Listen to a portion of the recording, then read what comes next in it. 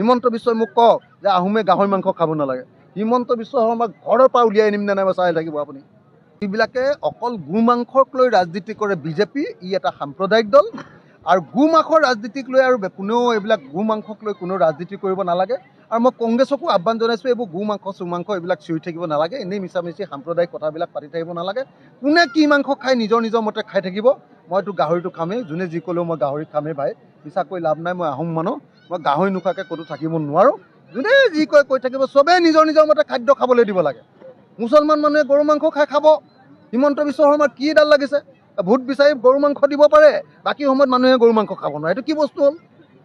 মই গাহৰি মাংস খাওঁ, মোক পৃথিৱীৰ কোনোবাই গাহৰি মাংস নাখাওক বুলি কৈ চাওকচোন, মই সোধাই আহিম যদি। হিমন্ত বিশ্বই মোক কওক যে আহোমে গাহৰি মাংস খাব নালাগে। হিমন্ত বিশ্ব শৰ্মাক ঘৰৰ পৰা উলিয়াই আনিম নে নাই চাই থাকিব আপুনি। এইবোৰ ৰাজনীতি বেয়া ৰাজনীতি। কোনে কি মাংস খায় এইবিলাক ৰাজনীতি কোনেও কৰা উচিত নহয়। আৰু মই কংগ্ৰেছকো আহ্বান কৰোঁ যে এইবোৰ গো মাংস চুমাংস এইবিলাকৰ কথা কৈ থাকিব নালাগে। 2026 চনত আমি বিজেপিক খেদিব লাগে। বিজেপিক খেদিলেহে আমি উন্নয়ন কি কৰিম সেইটো কথা ৰাইজক ক'ব লাগে। এতিয়া ৰাইজ সাজু হৈছে 2026ত বিজেপিক খেদিবলৈ।